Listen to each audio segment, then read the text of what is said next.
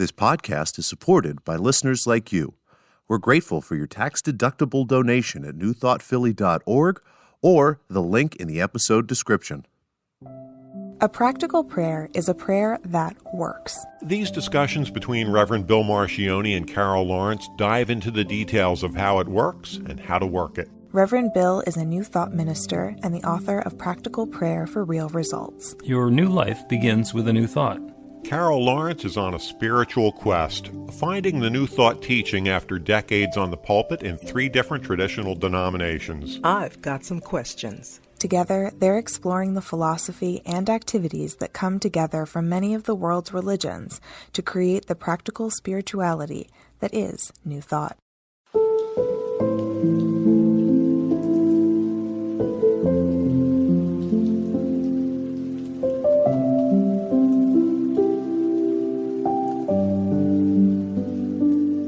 Welcome to the Practical Prayer Podcast. I'm Carol, and this is Reverend Dr. Bill Marcioni. Hiya there. Yeah, great conversation. I'm excited already. We haven't even started. You want to do something that has 2 T's in it, 2 capital T's, the truth. Yes. Okay. And the capitalization is important. So go ahead and speak a little bit on truth, and then we will discuss we'll talk amongst ourselves. Yeah, well, I don't know if I can talk about the capital T separately from the small t, although I guess you can, but it's like I'm having trouble with the truth, capital T truth, because not saying there isn't a capital T truth, but life experience and reason challenges the capital T, most specifically life experience. And I have been accused of giving too much credence to life experience, but you got to forgive me. Like I'm living and I'm experiencing something and somebody's telling me it's not. And I'm thinking, how is that so? So what is true for me may not be true for someone else, but is there the truth and the truth that we're living? Do you know what I mean? Because once it becomes my truth, it's capital. I mean, what am I supposed to measure this against? I only know what I know. The difference, I think, is between the personal and the infinite. Capital T truth is stuff that's always true regardless of position or aspect. And I think that there are probably very few things that are capital T truth. As far as the New Thought teaching is concerned, capital T truth is that there is one creative power that created everything. That's truth.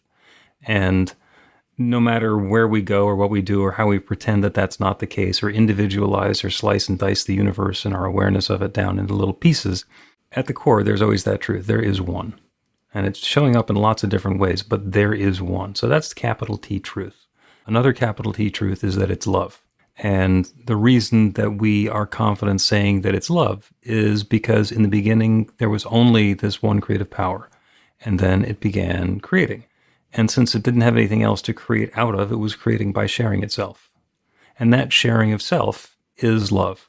And in every way that we look at it or describe it or explain it, every definition of love, that ultimate sharing, that creative energy is love.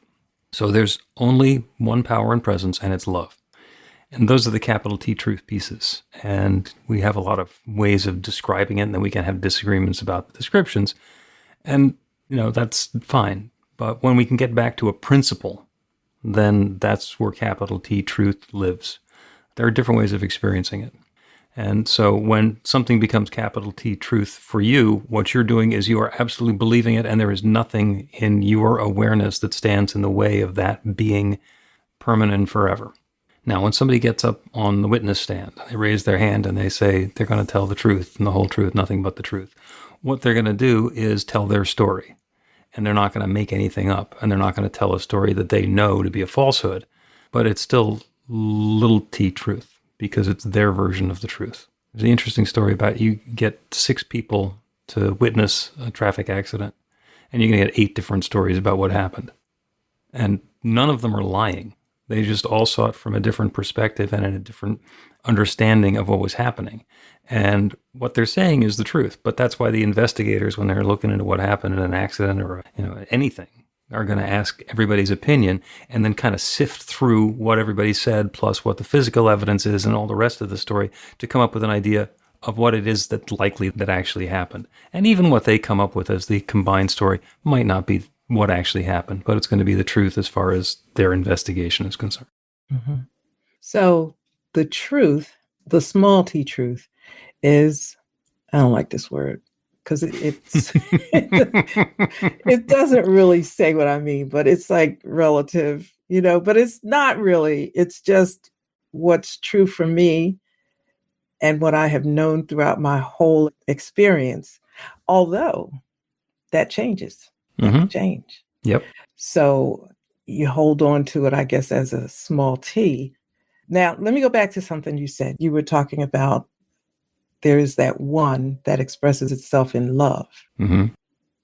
Can it express other ways, or is everything an extension of love? For example, can it express itself in wisdom or knowledge? Or for me, the infinite intelligence is big because I'm always doing stuff. So I need an intelligence beyond what I may have myself that I think is really good. And then there's that divine intelligence. And I have my own way of accessing it or allowing it to flow or whatever. So one is that's my T-truth, right? The way I have to access it. But is that which I get an expression of love? Like, is the intelligence or the wisdom that I'm seeking and that I get, is that expression of love, or is that? I think we can probably differentiate that because, yes, there is knowledge. And where did the knowledge come from? It had to have come from the one. Now, it might have come from the one by sharing itself as somebody like Thomas Edison or Albert Einstein. And now suddenly through that channel, there's new wisdom or insight that we have about how the world works around us. What they're doing is describing what already existed. So the knowledge is being able to articulate that understanding. So it always existed. So it's part of the one.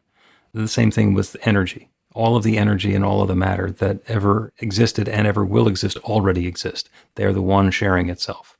So it's energy and matter interacting and just basically revealing itself in different ways through that process of evolution or science or combination or coincidence. So those are the truth, that everything is God's love, wisdom, energy, substance, etc. Where I'm sitting, it might look different than from where you're sitting. Mm-hmm. There are different people who can tell a different story about the same thing. And it's not that one of them is right and one of them is wrong. It's just that one of them has a perspective and is able to see things differently. And when we start comparing ourselves, it's like, well, I can see this more clearly than you can, or I have a much better vantage point to be able to see this. And yes, I have a much better vantage point to see it from my perspective than you do. Yeah, because it gets down to the personal thing. Like, how's it come through my lens, Right. My personal grid. Yeah. Have we talked about blind spots? No. Okay. Yeah. Blind spots are fun because, I mean, you remember when you were learning to drive a car and there's the blind spot that you have. If you look out the rear view mirror and then you look out the side view mirror and then you look out the window, it's possible to have somebody standing right behind you next to the car and you'll never see him through any of the windows or looking over your shoulder. You have to really crane around and look. And that's a blind spot. Mm-hmm. And so we learn to guard ourselves against that to make sure that before we move our car into that area, we're going to check and make sure there's nothing there. It turns out that there is a much more persistent and insidious blind spot that we all have. And it's thanks to the coincidence of how our eyeballs, our visual equipment, are installed. So everybody knows there's a lens on the front of your eye and there's a retina on the back of your eye, and the lens focuses the image. It's upside down. What does that mean the world looks like? Okay, let's not even think about that. If focuses the images on our retina, and those go into our optic nerve, and that's connected to our brain, and that's how we see. But the connections to the retina are actually on the front of the retina. And so those connections all need to go through a hole in the back of our eyeball. And in that hole, there's no retina. There's nothing picking up the light. So And it's not very far off of our field of vision. It's maybe 15 degrees off our field of vision. And there's a spot where we actually cannot see anything. Now, by moving our eyes back and forth, we're scanning around and we're able to see what's in that spot. But if we stare fixedly, there's a place where if something were going on, we would not be able to see it at all. And there's a wonderful little test that you can take where you look at a target with your eye and you cover the other eye, and then an object in your blind spot just disappears. And then you put some content around where the blind spot is, and your brain will fill in the blind spot with that content. It'll fill it in with colors. It'll make it look like there's text over there. It'll continue the pattern of the wallpaper. So we never see the blind spot, and our brain is making something up to fill that in. So when we start talking about the difference between little t truth and capital T truth, you got to keep that in mind. We have a blind spot where our brain, where our perception, where our minds are telling us there's something that doesn't exist. That it does not exist. It doesn't exist, and our brain is telling us that it does. Or it does exist, and our brain is telling us that it's not there. So you're saying that everything is a small t truth except for the one. I think so. And there are some applications of the principle that are so repeatable and so common that I think they're capital T truth as well. For example, in this teaching, we say, if you change your thinking, you change your life. If you change your belief, then you're inviting in a new experience. And we have proven so many times that that happens, that consciousness is creative, that we can take that as a capital T truth as well. Even though there are times that we, in our beliefs, are creating things that we don't want. Yes, absolutely right. Yeah. So, and when it works on the stuff that we like and the stuff that we don't like, it tends to be leaning more towards a capital T truth. Good and bad are not capital T truth. Good and bad are preference. There are things that happen that I don't like, and some of them are things that other people do, and they like them. So we're in conflict. And, that's the circumstance of the situation, then that's the truth of it, but it's a little T truth. Because we don't need to be in conflict. We don't need to disagree about that. And neither one of us is a right. I hate saying that. Neither one of us is a right. That I might not be right. Oh, it's awful.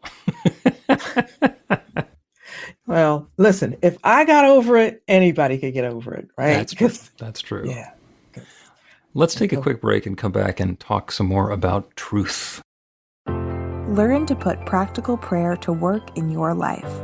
The steps are simple to learn and let you begin to get real results to create the life of your dreams immediately. Reverend Bill Marcione's widely acclaimed book, Practical Prayer for Real Results, gives you a clear summary of the New Thought principles behind practical prayer and the series of easy-to-understand steps found in the most effective prayers from religions and spiritual practices all over the world and throughout history. Practical prayer is not a replacement for your religion or practice. It's a technique to make the work you do in consciousness even more effective. The book includes 40 prayers on various topics that you can adapt as needed and use as your own. Practical Prayer for Real Results is available in paperback, Kindle, and audiobook on Amazon or at b-the-light.com. That's b-the-light.com.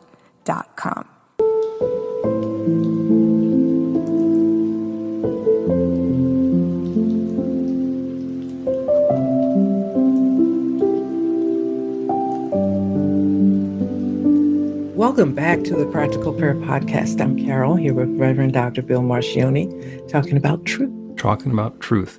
And I think we can broaden it out that truth applies to a principle, wherever it is that we find a principle. And there are principles in the world around us. For example, gravity is a principle. It's a natural law.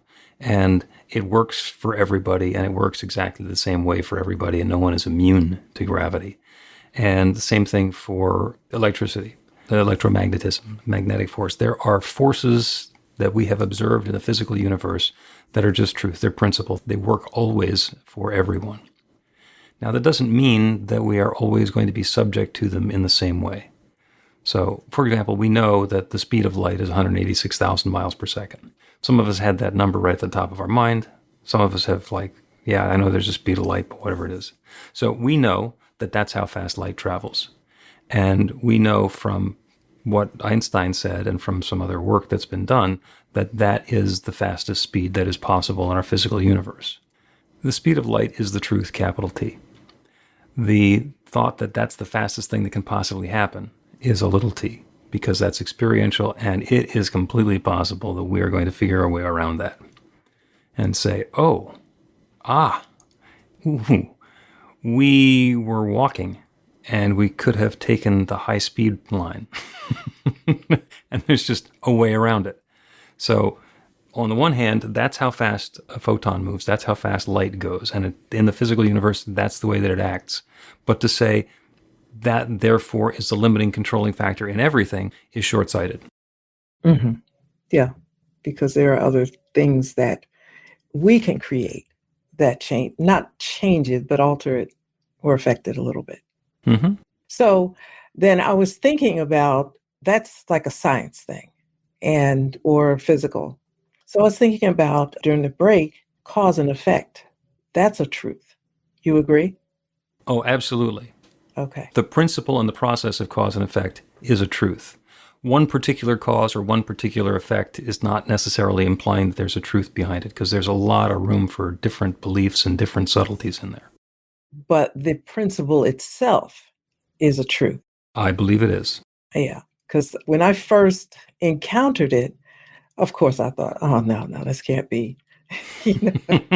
Nah, get out, work it backwards. This is the effect. You mean to tell me that I did this, and I'm thinking instances where you have done something or thought something or put something in motion. Well, you sit here and you track it back. I call it tracking back to see where it came from and what. And once I started doing that, I thought, that'll change your life. I'm telling you, that will change your life, because you look at a number of things. We don't look at the good things so much, but the kind of negative stuff we don't like, and figure out, why the heck is this here happening? You track that back and you keep tracking it back to you. Isn't that awful? Oh my God, isn't there somebody, who else can I blame? My God. But you can't. You can pretend, but... Oh, and we are very good at that. We are very good at finding a victim, a scapegoat, or somebody else outside of us who is to blame. But I'm thinking, at some point, you got to know. Maybe you don't ever want to admit it, but you got to know. There are a lot of ways to come to that understanding, too.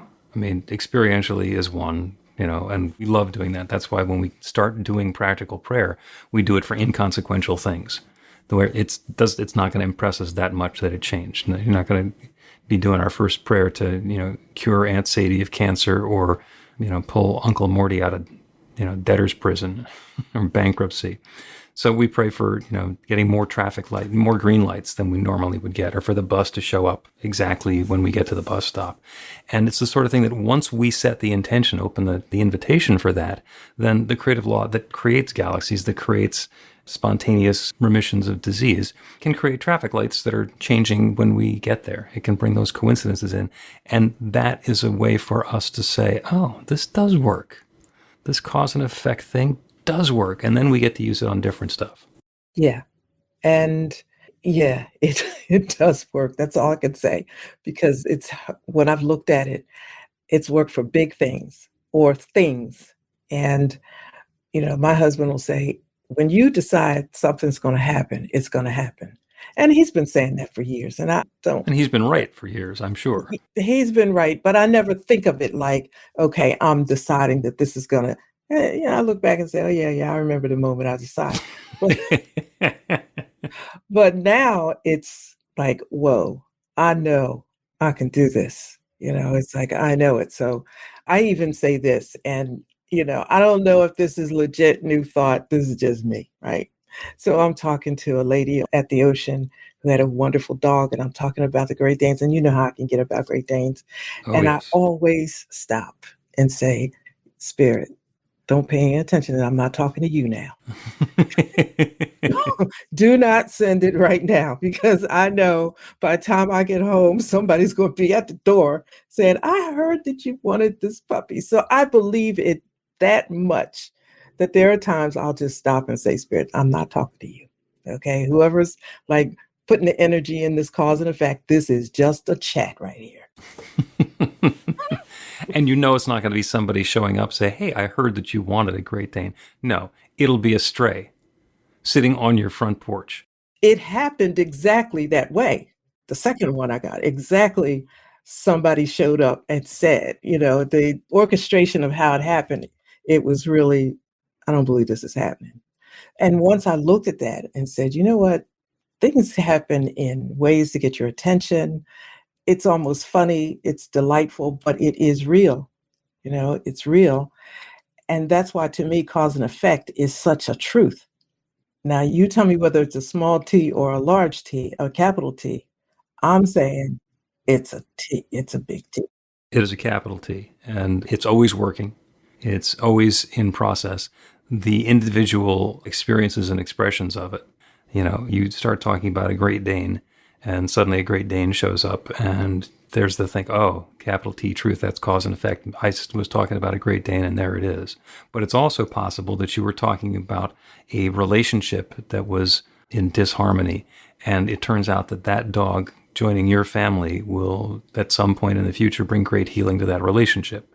So the cause and effect might have actually been different, and the Great Dane might have been playing a minor role in a bigger story. So yes. We don't necessarily know. The process is capital T, truth. The individual experiences of it, maybe, maybe not. And it doesn't end with okay, here's the cause, here's the effect. Then every effect to me is a cause from that which another effect unfolds. Yep. So it's ongoing, and you can't sleep on this stuff because this is your life unfolding and taking different directions and so forth. That's why I guess I turn off the television before the show was over, because I'm thinking I can't sleep on this because this might be working on behind my back while I'm watching this show. Something's going to happen. No, but I'm laughing, but not really. Mm-hmm. Well, what happens in our life informs our awareness and our perspective. And when something has happened, it puts us in a different position. So we then get to use that as part of the intention setting that we're going to be doing. For example, if we've got a garden and we grow daffodils, we may say, oh, this is wonderful. I want to grow more daffodils.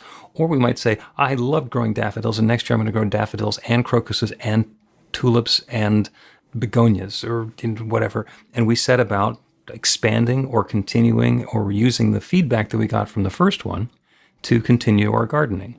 But if we remember back to when we first started the garden, we cleared off the ground and we pulled out all the weeds and we made sure that the soil was fertile, and then we planted the daffodils. And the next year we plant daffodils and tulips and up come weeds. And it's like, I didn't want weeds.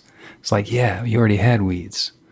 The weeds are a second crop. They're coming up because that's what they do. And they're going to continue to come up until we clear them out. And then we get to move from having mostly weeds and a few daffodils to having mostly daffodils and a few weeds, to really not having to deal with the weeds because it's part of our process again. So that's an ongoing process. And the experience that we have continues to inform what our next intention is going to be, what we're going to invite next, and the next experience we're going to have. And that's exactly the word I was thinking of as you were speaking, intentional. Mm-hmm. You need to be really intentional. Now, I think you can be too intensely intentional. I've been accused of that. But things are, it's like life is going on, and sometimes you got to pay attention.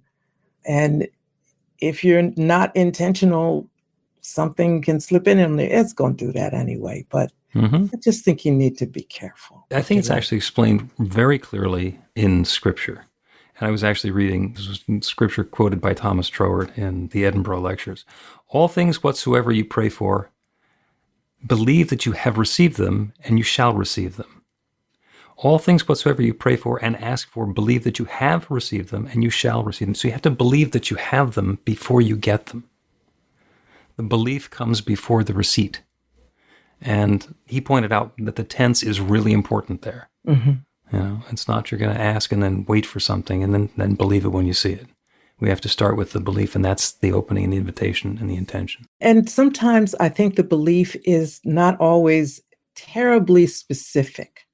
Like I was thinking about a situation recently that seemed like it wasn't going to turn out the way it should, looked like it was going to be some problems. And I just shut down right then and said, it's not going to be a problem. This is not going to be a problem. It's going to work out this way. And I wasn't sure of the particulars, like the specifics of how it would turn out, but I decided in that moment it's going to be okay. It's going to be good, not a problem.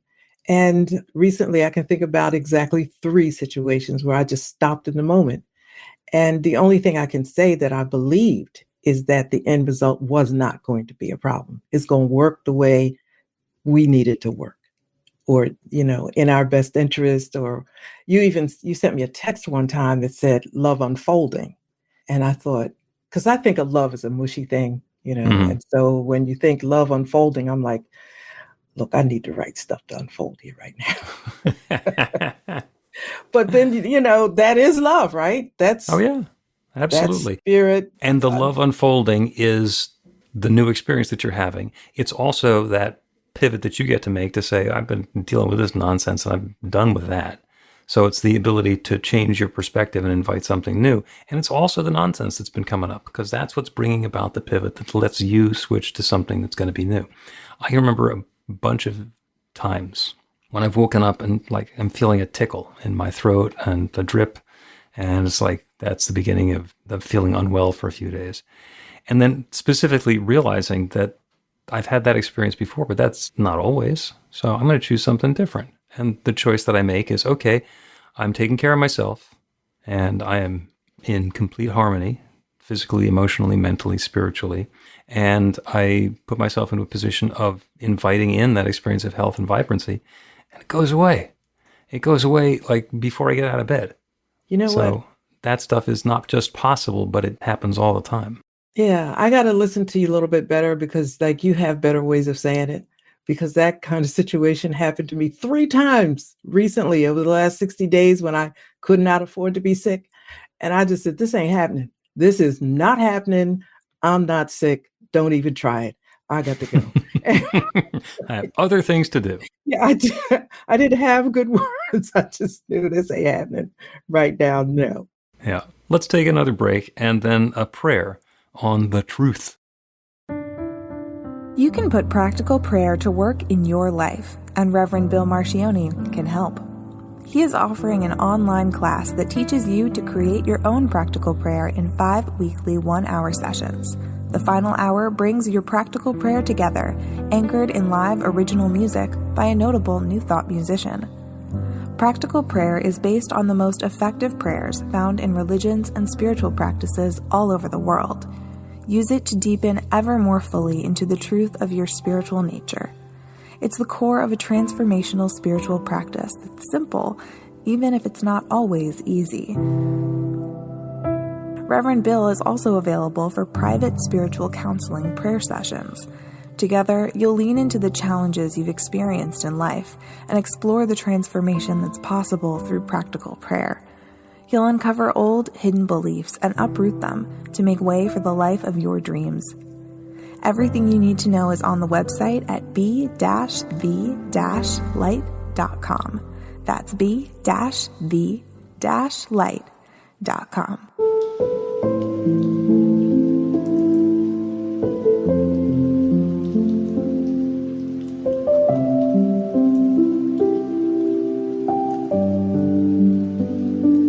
Welcome back to the Practical Prayer Podcast. I'm Carol here with, yes, I am Carol, here with Reverend Dr. Bill Marcioni, and we're going to have a prayer, right?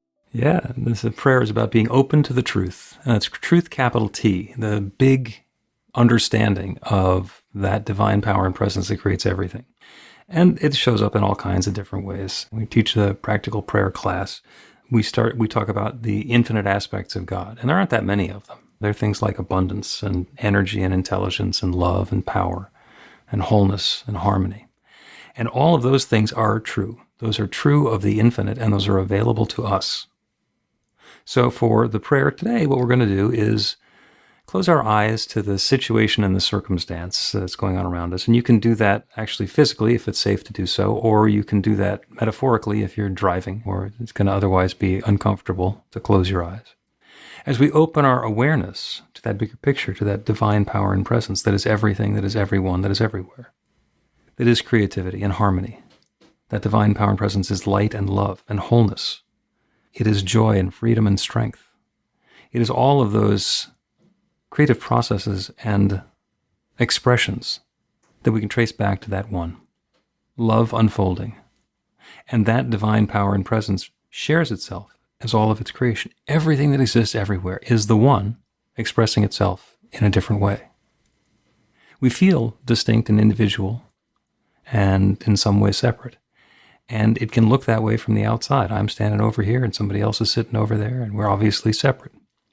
And we are exactly the same thing. We are, each of us, individualizations of that same divine love, that same infinite power, that same substance, simply formed and expressed and shared in a different place, in a different time, in a different way. And we each have our own stories. We each have our own understandings and our own desires. And in all of these cases, that infinite creative power is available to create something new for and through and as and in us. That goodness, however we describe it, is available to us now and always. And so as we let go of the beliefs and the experiences that we've had up until now, we don't ignore them or pretend they didn't exist. Instead, we take away the power that they have to perpetuate themselves. If there has been a challenge in life of poverty or illness or loneliness or stuckness in any way, we turn away from that and turn towards what we desire instead. That experience of health and vitality and vibrancy, that experience of love and connectedness, that experience of prosperity and sufficiency, that experience of creativity and connection. And we invite that in. And we open ourselves to it to the greatest degree that our belief system can let us do that. And that infinite creative power that creates everything responds and brings it in. And we can use that new experience to invite in even more and even more, because there is no limit to the good that's available to us. So I claim that good now. I claim that in consciousness. I claim that knowing without question, doubt, or hesitation that the good that we are seeking is now seeking us. As we open to it, as we let loose our disbelief, the law works. That infinite creative power unfolds through and as and in us. That's the truth. That's the way that love unfolds. And I'm so grateful for it. I'm grateful for each one who is here. I'm grateful for the ways that we are letting go of things that have been limiting to us in the past. And I'm grateful for these invitations of newness. And I know without any question that they're already coming into being. And so I release this word into that creative law that creates everything. And I know it's now creating this. And I look forward with gleeful anticipation to the delightful results. So it is.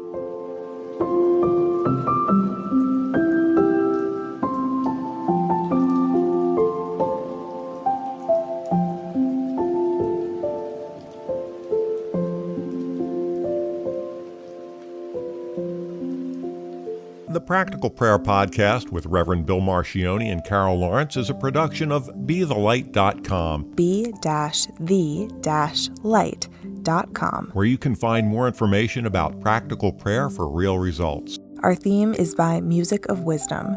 You can learn about the spiritual community of New Thought Philadelphia with daily guided meditations, Weekly celebrations of spirit, and Reverend Bill's classes in practical spirituality at newthoughtphilly.org.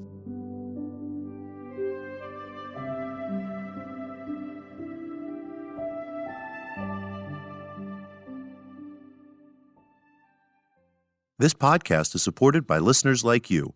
We're grateful for your tax-deductible donation at newthoughtphilly.org or the link in the episode description.